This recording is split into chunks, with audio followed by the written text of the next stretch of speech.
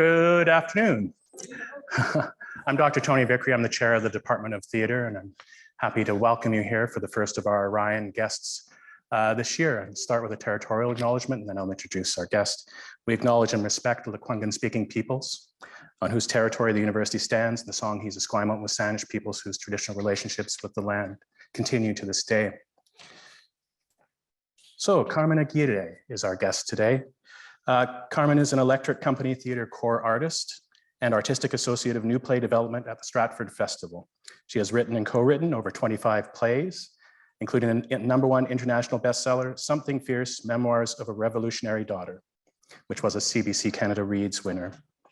And its best-selling sequel, Mexican Hooker #1, Art, Love, and Forgiveness After Trauma. She is adapting Euripides' Medea, Molière's The Learned Ladies for Toronto's Factory Theatre, Lion Redeker's The Many-Headed Hydra for the Stratford Festival, and writing Fire Never Dies for Electric Company. Carmen is a 2020 Siminovich Prize finalist and a Studio 58 graduate. Carmen will read from her best-selling memoir, Mexican Hooker #1, Art, Love, and Forgiveness After Trauma, and from her new play, The Consent Club. Her readings will be followed by a question and answer. She's going to read both, and then we'll do the question and afterwards. So it's my pleasure to introduce Carmen Aguirre.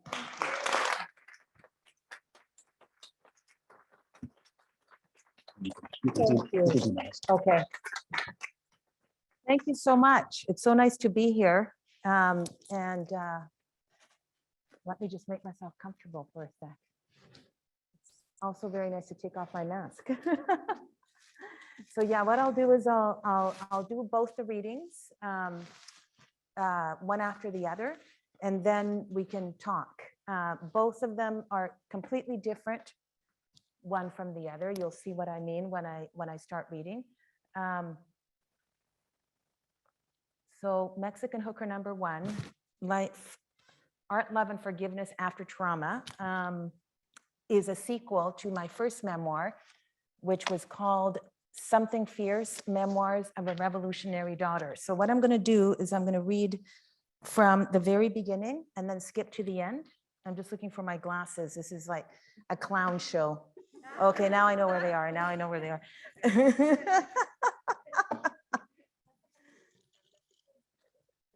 Okay, gracias. Gracias. Okay, I have found my glasses. All right.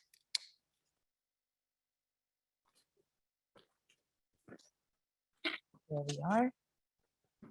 Okay.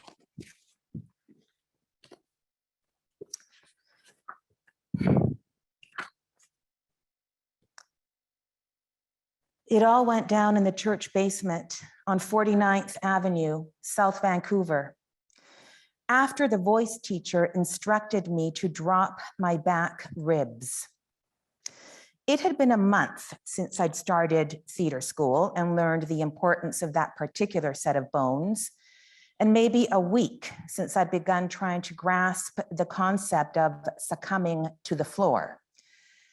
As I lay there, I imagined carrying my ribs in a bag, upturning the contents. Let your hip sockets go, she intoned, which made sense, this being a church and all. Fingers placed on my solar plexus, she instructed me to exhale. Hip sockets. Before Labor Day, I'd never heard the term and envisioned electrical sockets whenever it came up, numerous times a day. Drop, let go, drop, let go, drop, let go, I repeated to myself, reaching for breath over and over again, pushing my back down, willing the electrons coursing through my body to somehow plug or unplug into the alleged sockets.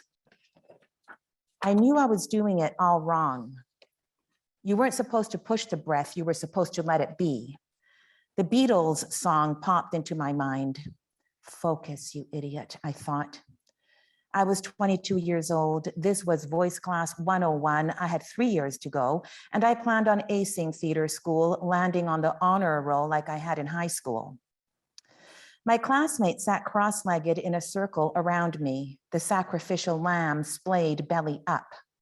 The instructions continued. Take a risk. Take a risk. I had taken many risks in my life thus far, most notably while being in the Chilean resistance a mere 18 months earlier, but I was to take another kind of risk, and I had no way to measure, weigh, or determine what it looked like.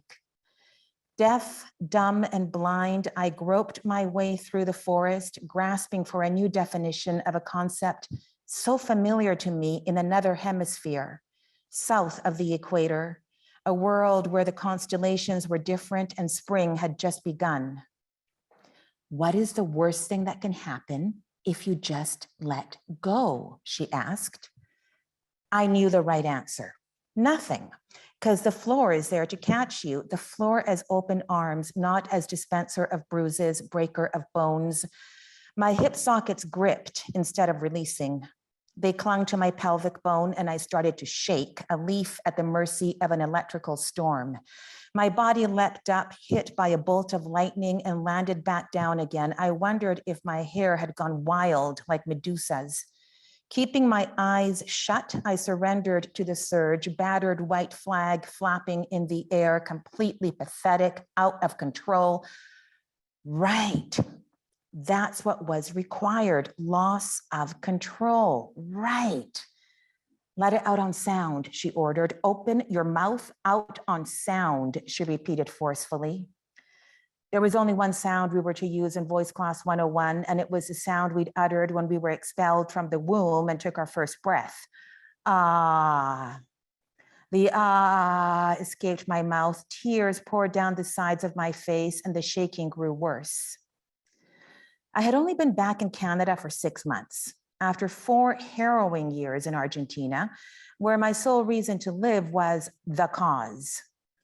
I had made many incursions into Pinochet's Chile during that time, on buses and cars and on planes, sometimes flown by my then husband, Alejandro, and me. Border runs, they were called. We carried goods for the underground and harbored resistance members in our home in Neuquén, Argentina. I had returned to Vancouver to go to acting school and planned to go back to South America as soon as I graduated to pursue a career in the theater. Canada, where I'd grown up in exile after the coup in Chile, had not felt like home since I was a child, and there was too much going on in the South for me to miss out on. Although I spoke perfect English and was bicultural to the core, my heart ached for home. And I was not sure how I would survive the next 3 years away from that southern cone, the towering Andes Mountains a seam, the long country of my birth lying stoically in wait for the explosive Pacific to swallow it whole. Keep your back on the floor. But I couldn't. The shaking intensified. What's going on? She demanded. He's got a gun, I answered through chattering teeth. How old are you? 13, I replied, impressed at her ability to decipher that I was having a childhood flashback. Fueled by adrenaline, I ran through the coniferous forest, oblivious to the branches whipping my face, the underbrush drawing beads of blood from my shins. Shafts of light penetrated the tops of the towering rainforest trees as I tore my way through the dense greenery, carrying my sandals in my trembling hand, the soles of my bare feet pounding the pine needle-covered ground. A plane flew overhead. A jogger panted on a trail nearby. The sounds of traffic grew louder. What's happening now? The teacher asked. My inhalations wind in the sails of my undoing. We're alive, I yelled back. We're alive. I could hear my cousin Macarena, 12 years old, covered in bits of moss, twigs in her tangled hair, right behind me. The woods spit us out onto University Boulevard on Vancouver's west side, cars racing past. Her face was smeared with dirt, snot, and tears.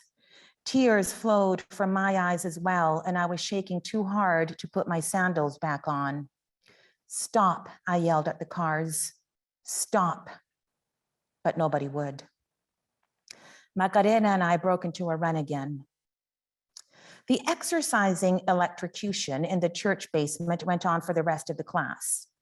By the time my back ribs were fossilized onto the crust of the earth, and I had the flexible hip sockets of a marionette, 2 hours had passed. My classmates witnessed in silence. Coached up to sitting, I opened my eyes and met the steady gaze of my peers, the circle of them breathing together like a great furry beast. I held eye contact with each and every one of them as the teacher instructed. Released from class, I skipped down 49th Avenue, woo-hooing at the top of my lungs, arms outstretched, head thrown back, taking in the Indian summer sky. It was September 1990, and Laura Ashley baby doll dresses worn with black tights were all the rage. My beat-up Sally Ann combat boots, however, were most incongruous with my Sound of Music behavior.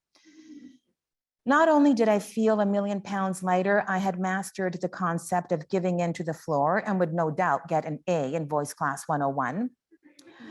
As for the childhood rape that had come to the surface, always present, never dealt with, it was clear as day that it was now cast out from my body, never to come back and bother me again, the way an unruly drunk is unceremoniously thrown onto a sidewalk from a nightclub door, the way an insurrection brings an oppressive system to its knees, expelling the culprit from a country, a continent, an entire hemisphere, or in this case, a body, mine.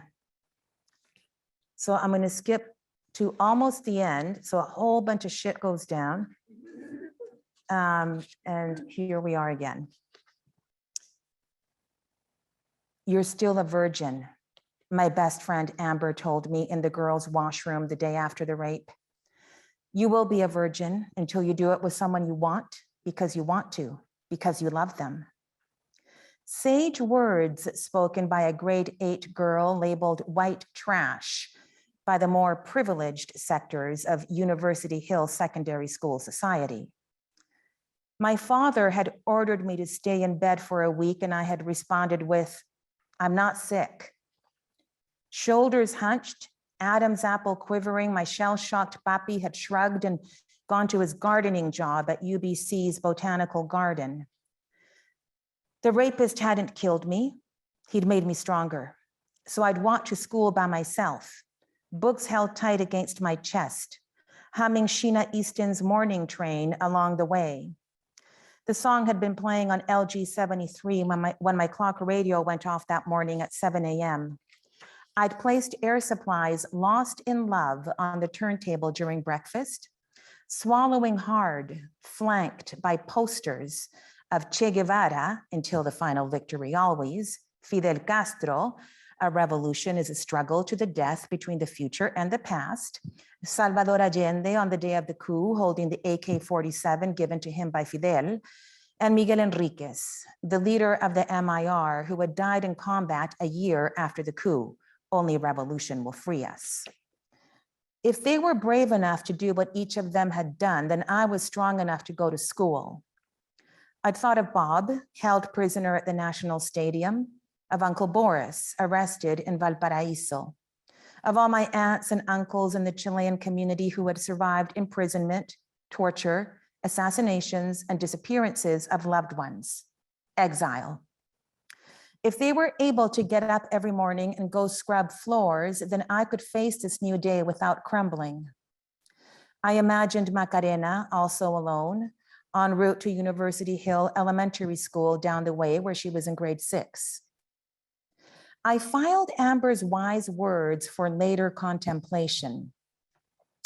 Hailing from Trail, BC, she was a rocker chick who loved to swear as much as I did. She and her single dad had moved to the courts after her father enrolled at UBC.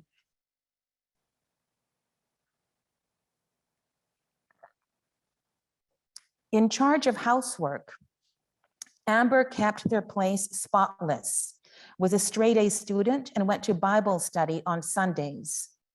On Friday and Saturday nights, she partied. Many afternoons were spent swimming at UBC's aquatic center, dancing in her living room to Blondie's Call Me and Donna Summer's Bad Girls, and walking around the courts singing. Rough Trades High School Confidential was our top choice, Santana's Winning and Juice Newton's Angel of the Morning, close contenders for second place. Whenever we walked by Cedar, I wondered if the postcards of Lucho's uncle, Alejandro Avalos Davidson, and Carmen Bueno Cifuentes, the disappeared actress, still hung from his branch.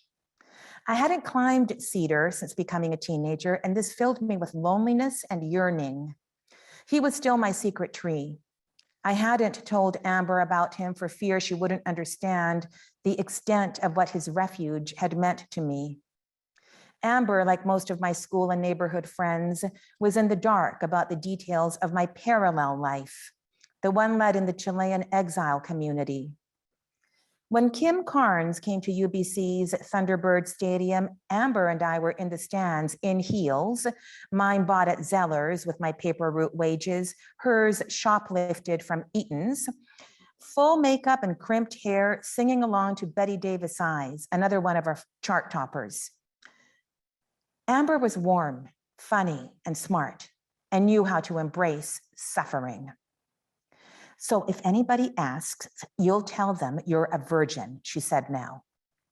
Holding my shoulders against the washroom wall, she nailed me with her fierce green gaze. Her determined eyes lit up by the sun pouring through the window directly above my head. You hear me? You hear me? She demanded. I nodded. Although it had only occurred the previous afternoon, the story was already on the front page of the paper, the school on alert. It was 8:45 in the morning, and 5 minutes later, when the bell went off for second block, the classrooms would belch hundreds of students into the hallway. Besides, it's nobody's fucking business, and you'll keep your head up and walk these brutal halls like the Chilean queen you are. You hear? She took my hand in hers and sang the Winning lyrics under her breath as we emerged together from the bathroom. She was preparing me for the aftermath, which I was yet to understand would never end. For I didn't know one doesn't get over childhood rape. One simply learns how to integrate it. She guided my dismantled bag of bones through the treacherous hallways, the pain between my noodle legs so great I had to widen my gait. The front layer of my body disintegrated, innards exposed, organs on display, heart floating in front of me, a Chinese lantern in the night, breath shallow in my chopped open chest, the axe now lodged in my sternum, the contents of my womb scooped out and discarded like the pulp and seeds of a pumpkin, the knife still inserted in my pubis, my disembodied head a balloon floating above me, trying to make sense of it all, a knot the size of a peach pit in my throat. We passed the biology and chemistry teachers, ex-frat boys in their late 20s. They stopped in their tracks and looked at me, forced smiles on their faces. Carmen, how are you? Asked the chemistry teacher.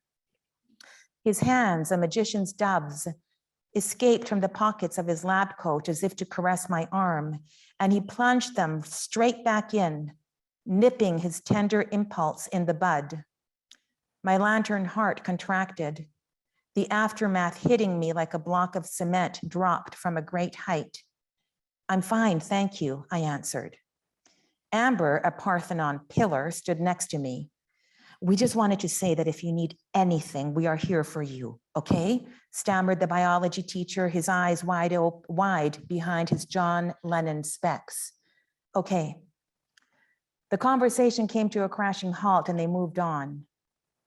The school had been informed by the police first thing in the morning that the paper bag rapist had attacked one of its students in the adjacent woods.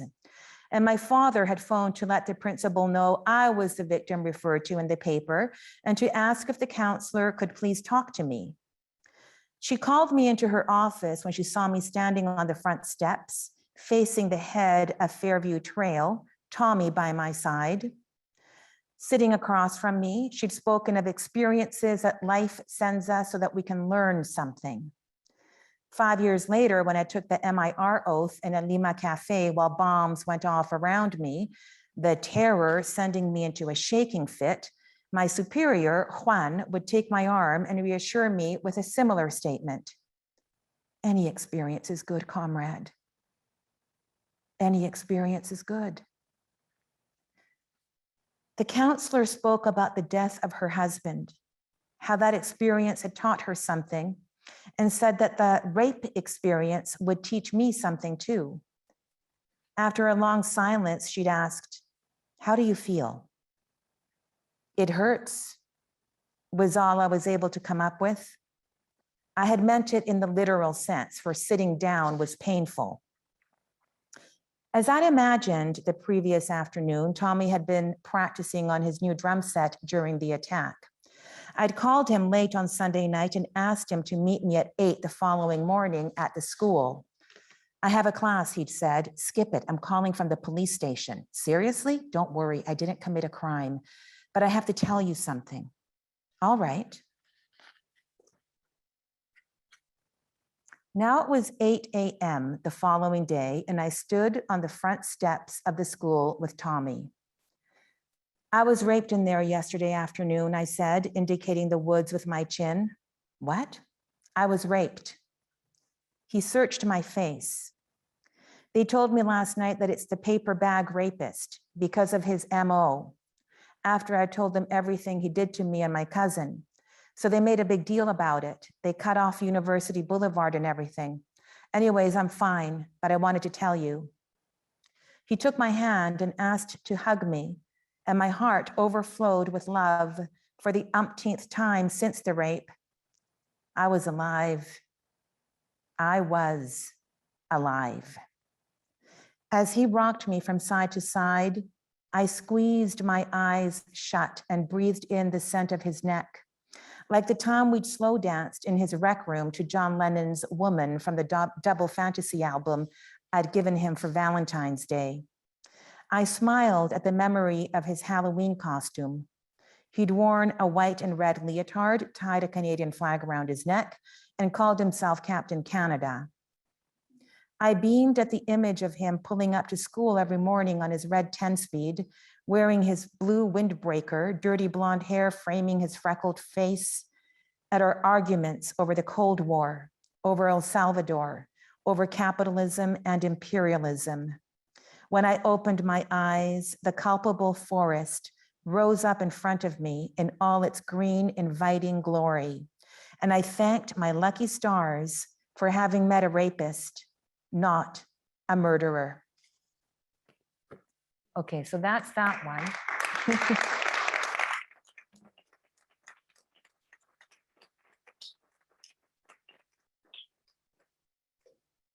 Now for a completely different thing. That was Memoir. This is Satire. So this is the first scene from a new play that I'm working on. It was commissioned by the Factory Theatre in Toronto.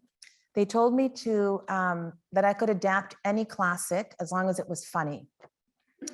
So like I love Molière, I adore Molière. So I decided to adapt Molière's The Learned Ladies.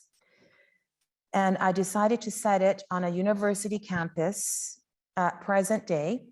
And this is the first time I'm actually reading this publicly on a university campus, present day. So it's satire. It's called The Consent Club. Okay. So scene one. The common area at the Consent Club communal house at a North American university.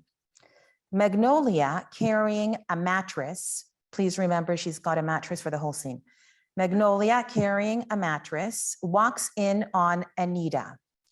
Anita is on the campus dating app on her iPhone. She is swiping. Magnolia speaks. Whoa, did you just swipe right? Yes, sister, you are bright. Yes, you say? Yes. When have I heard such an indecent and permissive a word? What are you babbling about? I thought yes was the word du jour. No means no, yes means yes, left, no, right, yes, yes, yes. You disgust me with your go-aheads. Have you no shame? Now I'm truly confused. Yes means I'm game. With your yeses, our entire sex you defame. But what I am inflamed. Degenerate scenes are now flashing before my eyes with that right-wing swipe. Images that from my frail psyche will never be wiped. Like a red tube porno, they play before me as we speak, their coarseness and degradation sending me into a state of shock. I will lie on my mattress to take stock. How can you not convulse, sister, and be repulsed at the actions this, yes, you're shrieking, will impulse? It will impulse, or at least I hope it will, one hookup, multiple orgasms, and a ride back here to our consent club communal house, all things that should cause no alarm. How can such subjugation cause you such excitement? I'm young and free, with my whole life ahead of me. I do not wish to look back with sighs of regret and mutter that youth is wasted on the young. No, now is the time to flit about from fling to fling on our new campus dating app called Sting, or on Tinder, Bumble, or DoorDash with men I crave, and through hookups experience glee. Does the sensual life really not interest you in the slightest? When we were teens, sex was something you'd delight in. I've come to my senses since then, best friend. How can you allow yourself to be objectified and keep your dignity intact while on all fours, after which he'll show you the door to put your life in danger with every Joao, Tan, and Harry for actions that are really just a bore. And please don't tell me that your dating app picture has puckered lips and cleavage galore while I protest the topless painting at the student art show. Is that what the mattress is for? Indeed, I will carry it until the painting is taken down, as it triggered 30 sleepless nights. I thought a mattress was first carried by a student who wished to protest that on its very surface she'd been assaulted. Do not insinuate that my protest is disrespectful and nonchalant. Yes, mattress protests began like that. But since then, others have carried mattresses for days. A sister on this very campus did so last year, protesting a prof who dared to teach a play with a sex scene in it with a tone that was most cavalier. Oh, yes, that prof no longer has a career. On every platform, she has been smeared and can no longer work in the entire hemisphere. Her life is now quite austere. Sister, focus your energies on meditation, on the pleasures of the mind and soul when they fly as high as aviation. Surrender as the rest of this club has done, not to your twat, but to the realm of higher thought. We have a house leader so disciplined in her submission, so devoted to our celibate when it comes to men mission, that those who revere her assume she's queer. But no, she's disgusted by het encounters because cis-het men could give a shit about our tears and our fears. There are some men who are seeing the light though, and are dipping their toes into our fragrance-free space so that Raven can lead them past their greedy lust and show them that true intimacy is soul to soul, not cheek to cheek, rendering sex between the cisgender binary obsolete. Men and women cease to exist. Rather, two souls dance together. Never fear. I have Carnal Soul Dance, the contract app designed by Raven on my phone, to be signed by my date and I 100 times during our encounter tonight. First upon his arrival, then at every step after that, interrupting our moans right up until we bone, knees by my ears, consenting to all that which you dread. Today, in fact, the renowned Jean-Marie from the Men Against Thought Rape League. How do you police thoughts? I'm intrigued. Will be joining our circle to give a most edifying talk on marriage with no intercourse. But I digress. Sister, Emulate our house leader, become one of us, seek purity like Raven does, and you'll see how platonic love will expand your horizons, lengthen life's journey, and swell your heart. Scratch the platonic and the love. I want to expand my sex organ and watch his lengthen and swell, expanding, lengthening, swelling, expanding, lengthening, swelling, expanding, lengthening, swelling, until my demise, my period's gone, my yeast infection cleared. I've mowed the lawn. I cannot wait to demure. Sister, I know your tricks. You aim to shock me with your coarse shtick, but no, why be a sex slave to men? Tie me up like I'm surprised. Let's role play. I wear a disguise. I want you to park that big Mack truck in this little garage.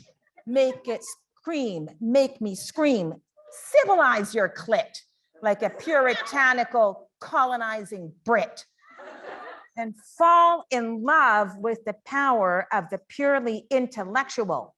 A passion for lucidity outlasts all that is bodily. Cultivating the brain will never lead to pain. I pity women who for men lie prostrate and in chains. Well, I thank the goddess for having the brains to create the sisterhood in different strains. I bow down in gratitude to her every day that she made me want to be men's prey, and not a nun in some monastery spending her days on bended knee using her vagina only to pee. You were created to surpass the space-time continuum through a soul-to-soul connection with lots of alming and, as far as I can tell, loads of yawning. Well, I prefer the sensuous pleasures of this planet. My weakness, since as far back as I can recall, has been to give my body what it wants when it wants it. You are free to be a master of the mind. I'll take the liberty of being a hoe. I accept that you are ethereal, smart, and clever, and that with your significant other, you will fuck basically never. I'm still here. While my more material self will be enthralled with hookups and dates, and perhaps even a passionate marriage with the right mate, when I age and am closer to heaven's gate. We are on opposite sides of the pendulum, it's true, but it is precisely in our full commitment to those two extremes that we honor our house leader's stance. Hold your ground in what you believe in so that the opposition doesn't stand a chance. Sister, ever since we became best friends at the age of 1, you've been spouting false equivalences. If you wish to follow someone's suit, let it not be for when she's behaved like a nincompoop, giggling and throwing her hair back for a piggish male. Model yourself first and foremost on her optimum moments when she's displayed sound judgment and decorum. You would never have been born if your mother's hymen hadn't been torn. So you should really thank the goddess that your mother spread her legs. Celebrate the goddess for her wisdom in making your mother cast aside a condom. Your mother was an intellect and garnered much respect, but balance that by also appreciating the beauty of a penis when erect. Approve my radical tendency to worship sex with men, and maybe I, like your mother, will someday give birth to a young specimen that fits your bill. You're a gaslighter through and through, so much so that you've now given me symptoms of the flu. Go ahead, keep succumbing to the desires of your reptilian brain. Don't let the neocortex reign. Now, who is the latest sting match? Surely it's not another jock with whom you wish to attach. But of course, jocks are perfect for appetizers and the main course, especially when they're hung like a horse, not to mention for dessert with that delicious rice pudding squirt. My mouth waters with expectation, like when I smell bacon. I don't have much time to waste with all the finals coming up in haste, and with a jock, you can quickly cut to the chase. Peeking at Anita's iPhone. Alex, this is your sting match? Alex, as the whole campus well knows, is after me. In fact, just yesterday at the library, he asked about my mattress with a suggestive pun, forcing me to threaten him with 911. It was only then he walked away for fear he'd end up in jail for the rest of his days, and far worse, tried, convicted, and hung by the murderous social media tongue. Sister, why do you care about his stares? You are enlightened and therefore beyond these banal affairs. You have risen above male attention and hence abhor the apple that is offered. The mind and soul is all you love. So spread your wings and fly with these celestial notions like a dove. Alex won't bother you anymore, not with what's in store. His fantasies to enact a gender reversed 50 Shades of Grey will travel from head to groin. If he's in awe of your soul, that's beyond my control. But since you reject him, it's with me he will do the horizontal Charleston. How can you trust that a spurned man whose ego is bruised is being honest with you? I do not wish to hurt you, sister. On the contrary, my bluntness is meant to help you see the light. But of course, you never mean to bite. Are you sure it's you he likes? His need for my attention was so intense. Surely you are not so dense as to suspect what is common sense. His burning lust for me is only dormant and will ignite again, no matter how much he wishes to avoid it. I don't care either way. You don't want him. I'm not on the prowl for Mr. Right, but Mr. Right now, and he fits the bill from stern to bow. But behold, Alex comes in as we speak. Let's ask him to face. Let's ask him to his face whose attention he seeks. I assure you, he won't be meek. He'll be clear. And all doubts will be banished, my dear. Alex enters. Okay, so that's the end of scene 1.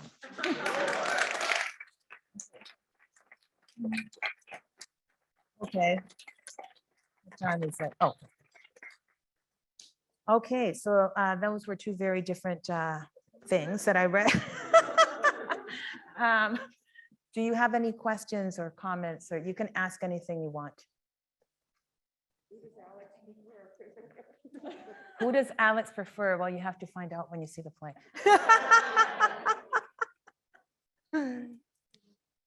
Yes.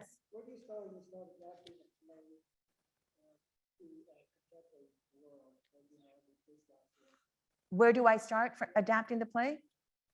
Well, when I was told that I could do anything as long as it was funny, I knew I wanted to do a Molière. And it was at the height of the gentrification, that's how I refer to it, of the Me Too movement. So I knew I wanted to do a satire on the Me Too movement. I knew I was the right person to do it because of what I just read before the Consent Club. If I can't do the satire, then nobody can really, right? And so knowing that, I read through some of his work and I realized that The Learned Ladies was perfect. And then I knew that the characters, like I wanted to put them in a present day university setting in this club, the Consent Club, right? And the play just gets more and more and more satirical as it continues.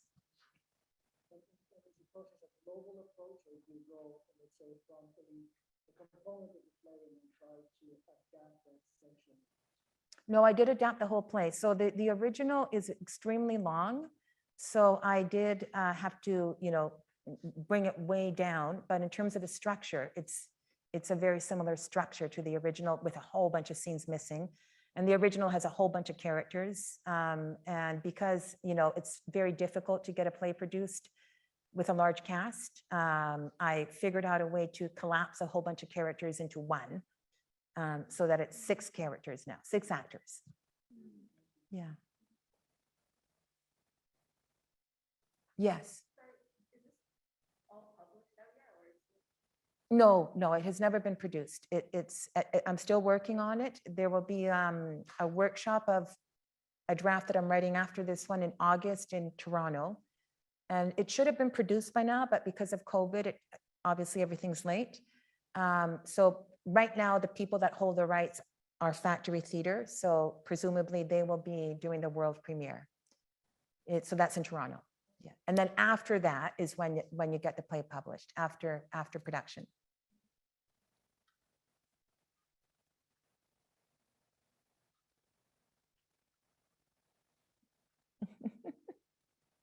Yes.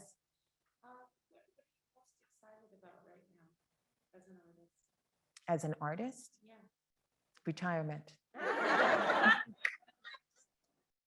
But that is a very long way off.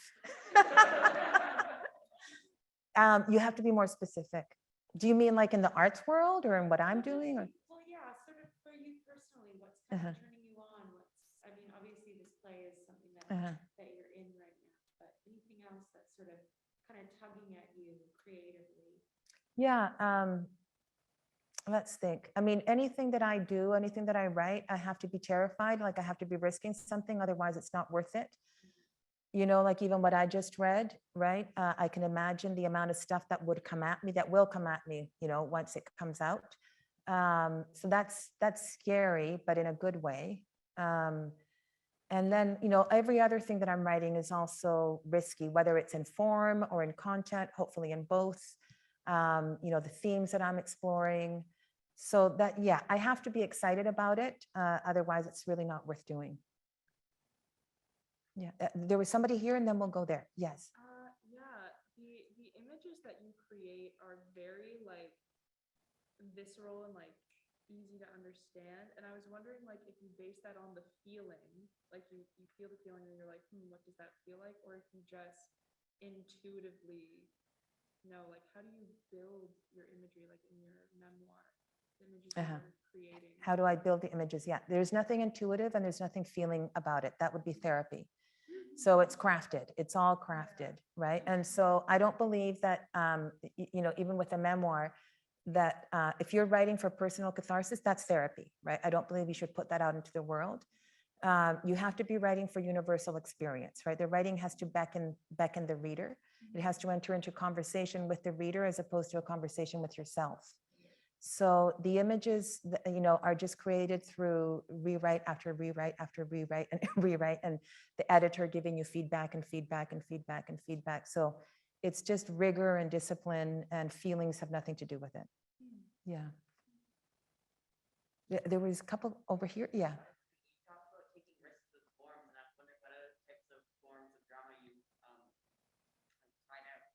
Well, I mean, what I just read is a risk, right? It's written in verse. I've never done satire and farce to that level.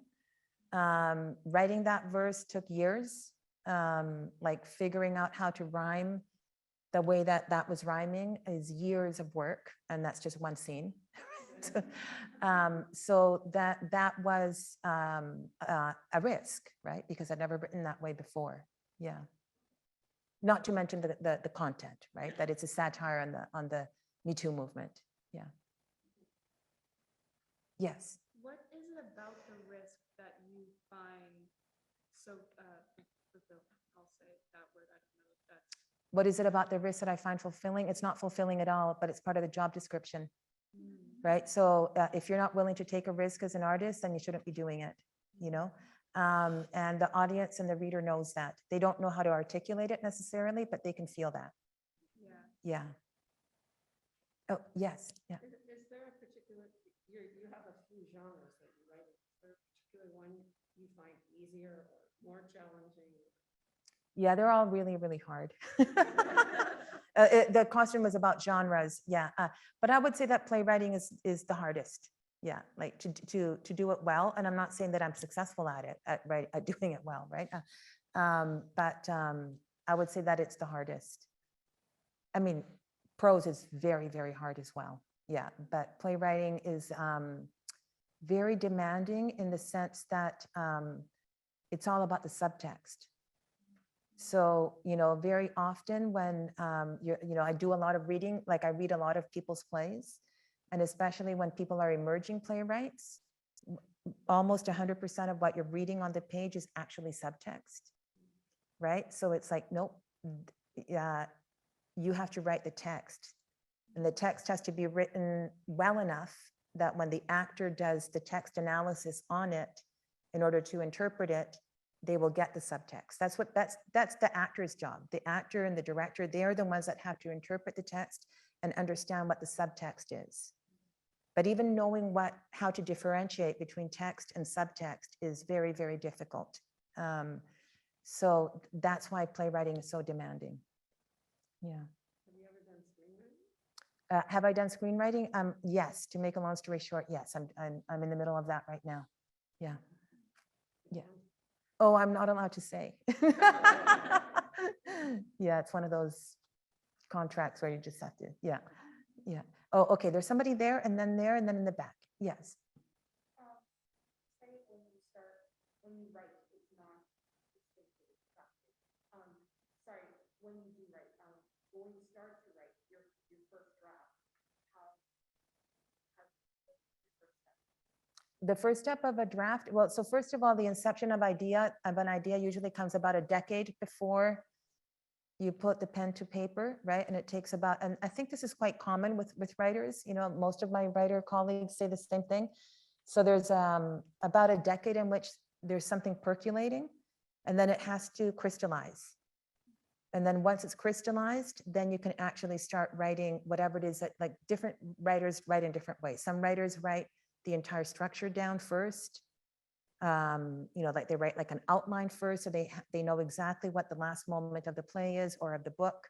And then they know that all the arrows have to be pointing to that last moment. Others don't do that, depends, right? But I think that for most writers, there's something that happens that has to percolate for about a decade until it crystallizes. Yeah,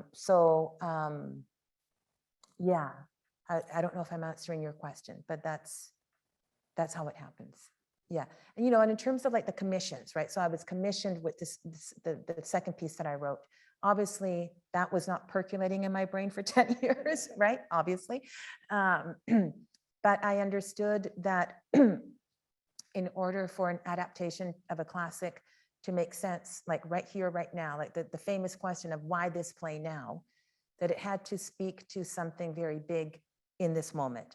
And the Me Too, what I would call the gentrification of the Me Too movement was at its height at that moment. And so I thought, well, you just, you know, you kind of have to grab some courage here and tackle that subject. Yeah. Yes.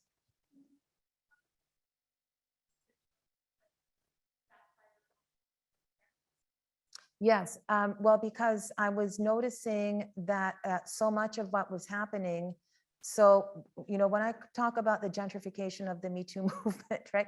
As you all probably know, the Me Too movement started with Tarana Burke, African-American woman from an inner city neighborhood in the United States, working class woman. Her original idea for the Me Too movement was to create healing circles for inner city African-American women to get together and share their stories. And then she publicly distanced herself from the Me Too movement when she saw that it was taken over by rich white women who, and I'm quoting Tarana Burke now, who became obsessed with the men and became obsessed with punishment. So I'm an abolitionist feminist. I believe in abolition of jails. And as an aside, the man who raped me is in jail. I believe that somebody like him should actually be in jail because he is a threat to society. He raped 180 children and he shows no remorse.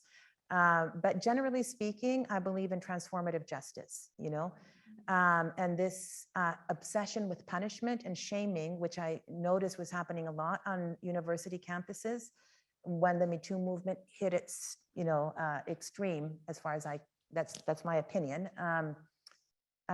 It made sense, right, to set it in a university campus. Also, the characters in the original material, in the Learned Ladies, are young women who are learning how to speak, right? They're learning the right language in order to be accepted into high society, right? And I think that that's very connected to the Me Too movement, like the language that one is allowed to use and not allowed to use. Yeah. Yes. On the topic of structure, in the first reading, you start with the rape and then you end with the rape.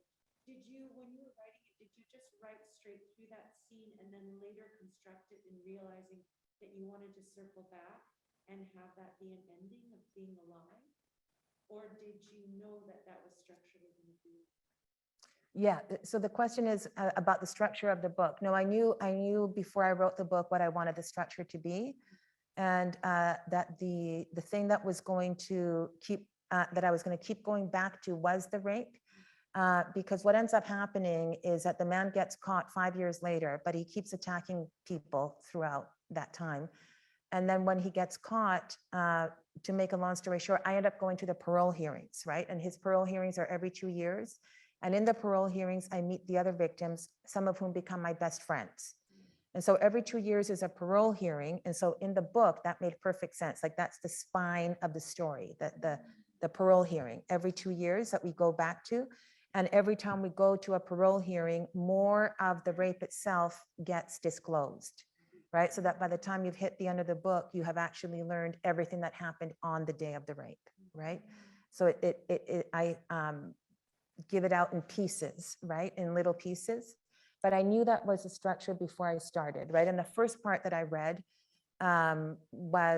it took me, it took a very long time to write that part because that's the setup, right? I have to set up 3 threads in that first part. The thread of being an artist, starting with theater school, the thread of the rape, right? And the thread of the Chilean resistance. So I had to set those 3 up really, really clearly in those first few pages.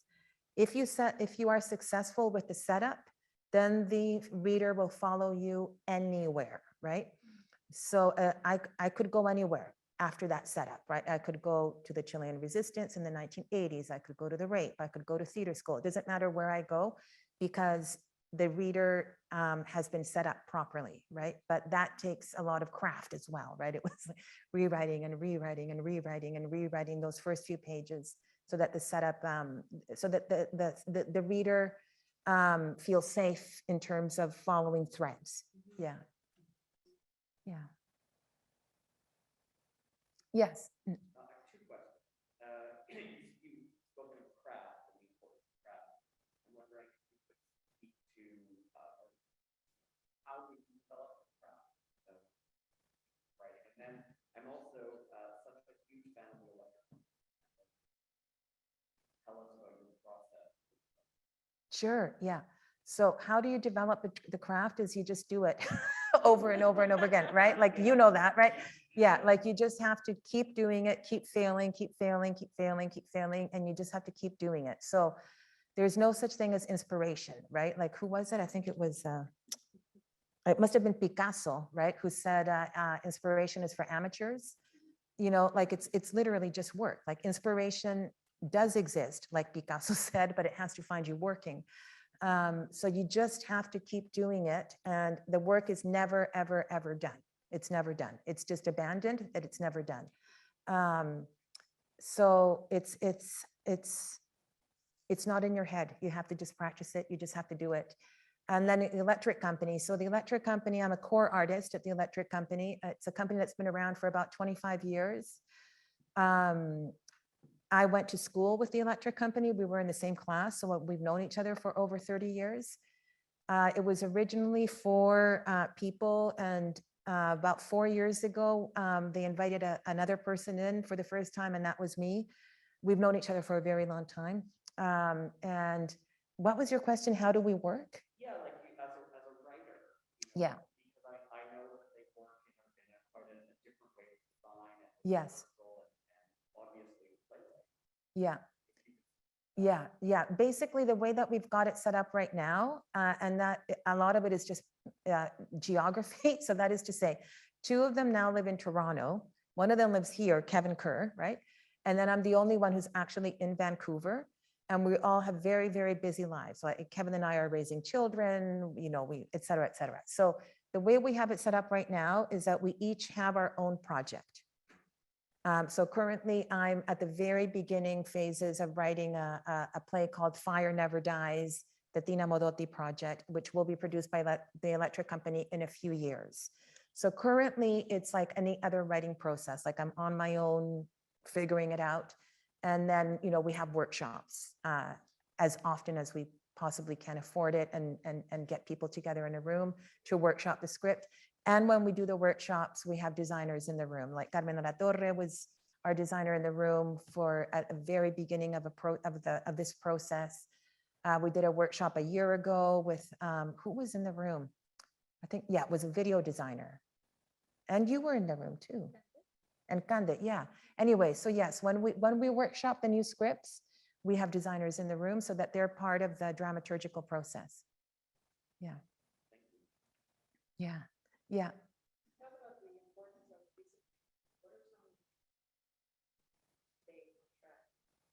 Oh, I'm very bad at discipline, but I try. Well, deadlines, that's the only thing, right? Like I've signed them on the dotted lines. I have all these contracts that say this is the date when you're handing in the book or the play. So this is it, right? So there's no choice. You just have to do it, right? It's a job. You have to do it no matter what's going on in your life, no matter if you're tired or you're depressed, or it doesn't matter. You have to do it, right? And in terms, I mean, I guess I'm disciplined in other areas of my life. Like I have a meditation practice, I exercise regularly.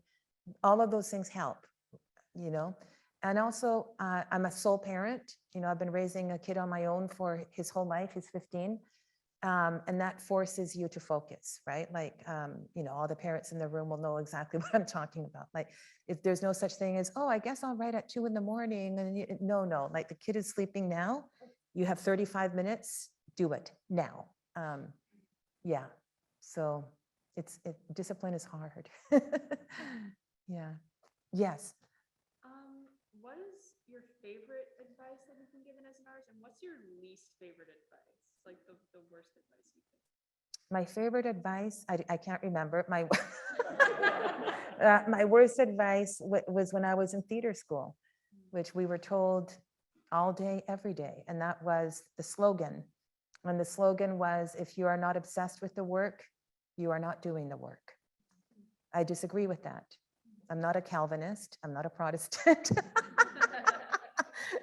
And I don't believe that in workaholism, you know.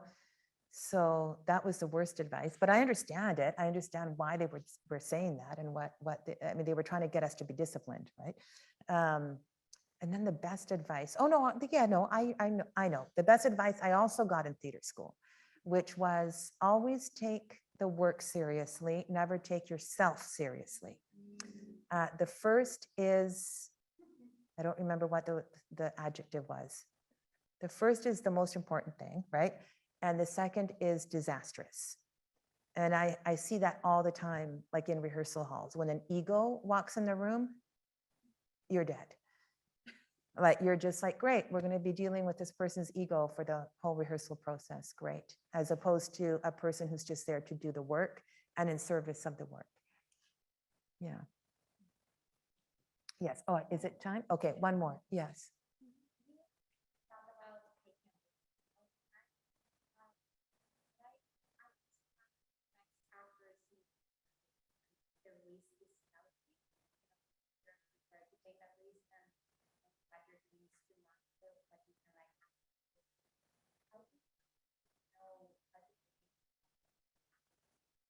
Yeah, I mean, that's where the training comes in, right? I'm just trying to figure out how I figured that out.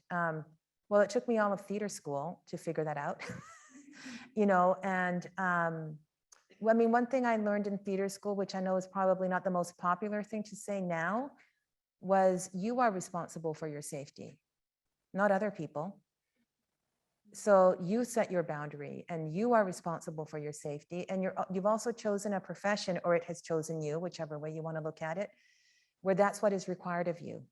You know, one of the things that we were told in theater school, which is probably not the most popular thing that you would want to say these days, right? Was people don't pay 50 or $100 to watch you be safe on stage. So do your job. Take a risk. That's what people are paying for, right?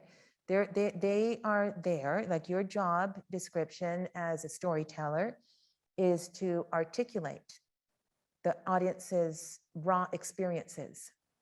That's your job, right? And you need to do that job.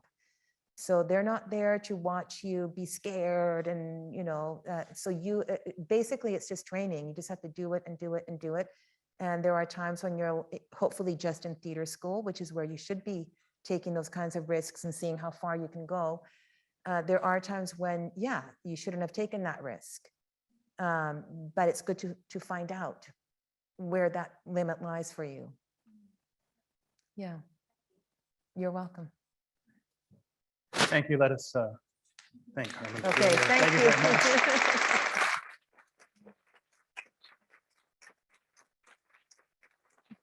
Thank you.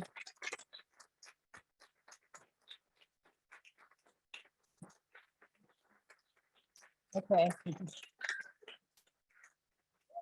All right. Bye, you guys.